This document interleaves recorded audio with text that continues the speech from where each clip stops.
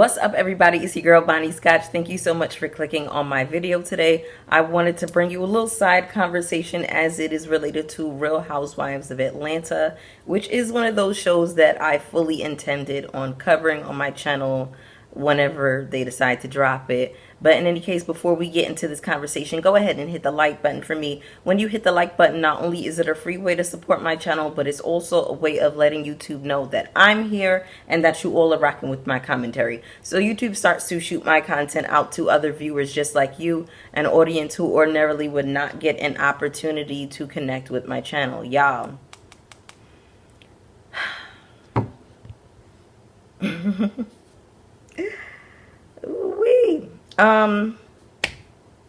Here's what I'll say. So I'm sure a lot of you know this. Kenya Moore went on Tamron Hall show and she basically issued an apology to Brittany Edie or Ely. I don't know how you say that young lady's name, but she issued an apology and she said she was taking accountability. But here's my issue. This could have been done in the summertime. So here's my other issue. Kenya, I love you, and I understand that you are a former Miss USA winner and that, you know, there's a certain amount of poise. There is a kind of media savvy that comes with that, right? Kenya Moore is a bit of a wordsmith, but Kenya Moore is showing us what happens when media training, media literacy, media savvy, all of that can go terribly wrong. Let's go ahead and get into these notes really quick. I did get a chance to look at the interview and I have some things that I want to say. And listen, for those of you who are familiar with my channel, many of you already know that I'm a huge Kenya Moore fan. Kenya Moore is my favorite housewife of all time. She is my first choice on my Mount Rushmore of housewives, okay? Her and Nene they can be neck and neck depending on what day you ask me, right? But Kenya Moore is my girl. So it pains me, it truly pains me to have to get up here and pull her card a little bit, because here's the thing. You put us, the fandom, us meaning the fandom, through all of these troubles, all of these changes, right? Because you're playing all of these word games. I didn't distribute any girl Kenya. And here's the other thing.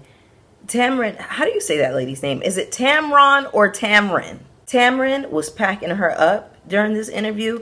Let's go ahead and just jump right into the note. Kenya says that she was never under any suspicion for revenge P. She keeps hanging on to that. Girl,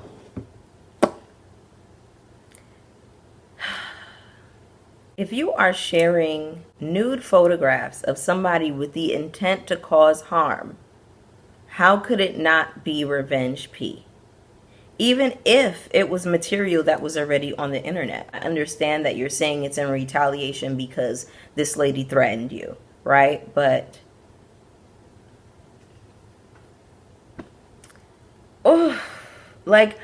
here's the thing with my people. I will defend you if I feel like, if you even give me a little bit, I'm like a lawyer, I'll take that little bit and I'll work with it. Kenya says that she's not on the show because things took a dark turn towards her and that there was a young lady that was poking the bear. She minds her business. She doesn't start things. She responds. She says that during this taping that Brittany escalated things to the point of tearing off mics, screaming profanities. Tamron says, we reached out. We don't want to litigate her actions because I believe people cannot dictate how you respond to something, but you have to be accountable for how you respond. And she directed that towards Kenya. And I was like, oh. Here's the other thing about Tamron too.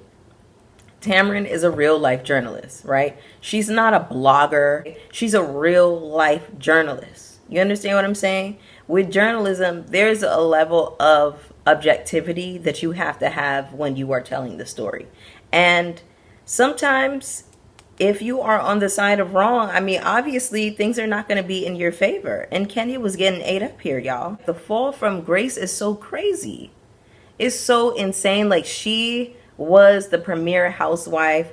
She was the one that we were looking forward to. Everybody was looking forward to what was to come with her newfound dynamic with Portia. I mean, they were revamping the season. They were revamping the cast. It was a lot going on, a little cast shakeup. So we were looking forward to it. Anyway, let me get back to these notes because I'm getting excited. Tamron says, so take me to the salon. Nobody's talking about your business. Kenya says, well, it got overshadowed. Tamron corrected her promptly and said, no, you overshadowed it. Baby, Kenya's face was so cracked.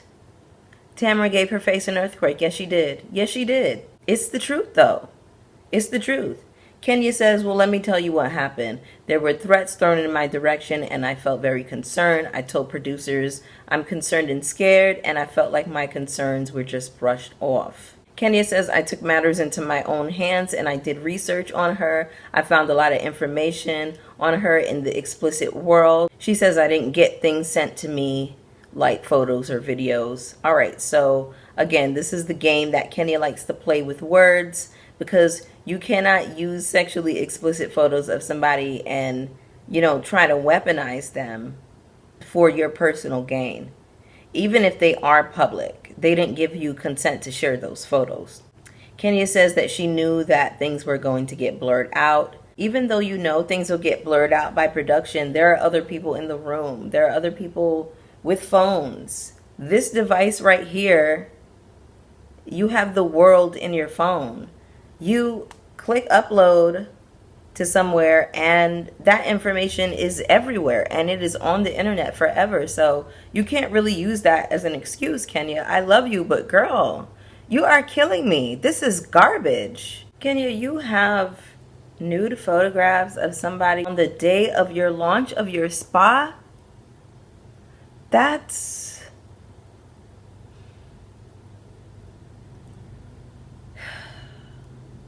I don't know. Anyway, Tamron says that she was surprised by the level of aggression in this. Kenya says that she's sorry and that she's taken full accountability and that she didn't have to take it that far. She never had a child in a situation like this. She wanted to escalate because she felt as though she was protecting her child. Kenya, I love you, but I really feel like you are using baby Brooklyn as an excuse, using her as a scapegoat. And here's the other thing that I'm realizing about the situation, because we, as the fan base, we know Kenya to be quite smart and savvy and a businesswoman, and to have navigated all of these spaces within the industry for a very long time, right? So I think in our minds, we kind of expected that some type of information was going to come out and make her right, to place her on the right side of justice. I think we all assumed that.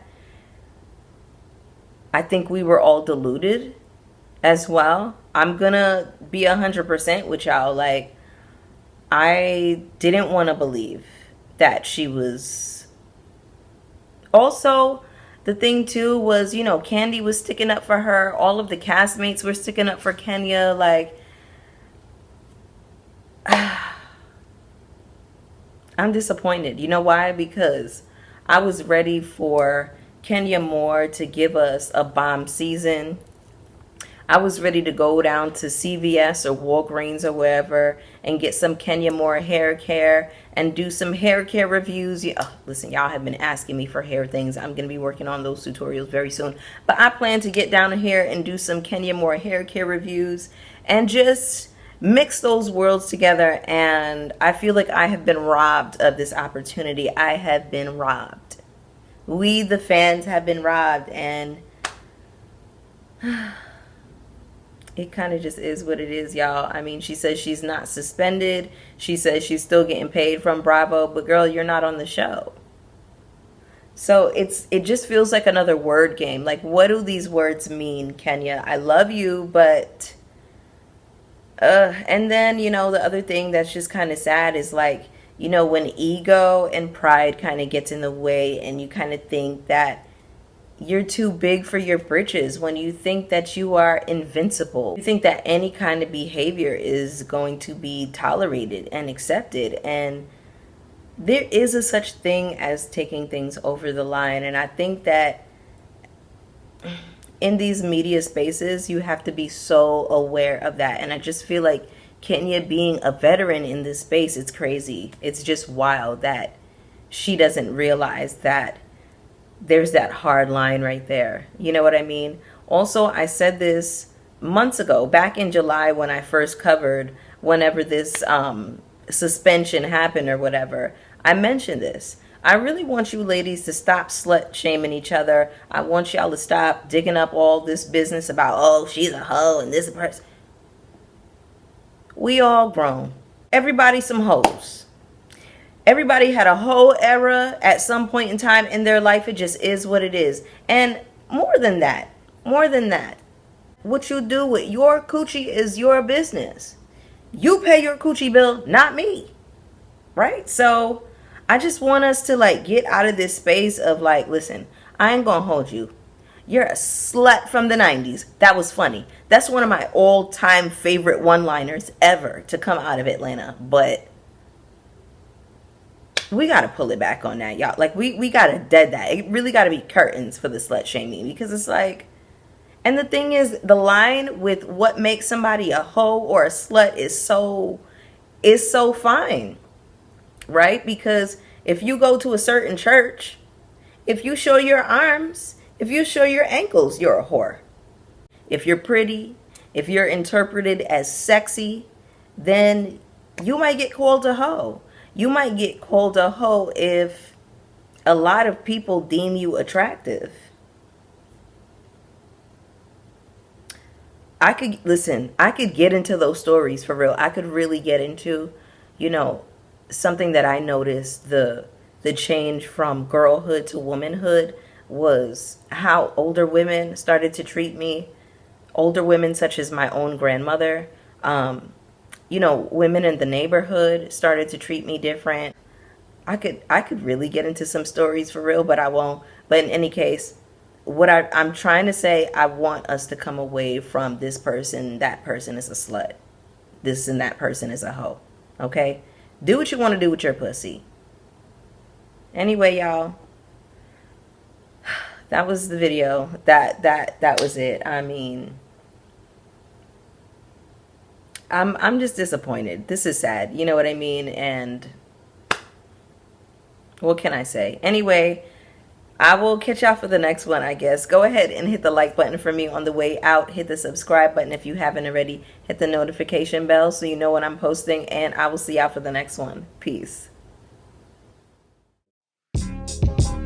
Ladies and gentlemen, there's something about this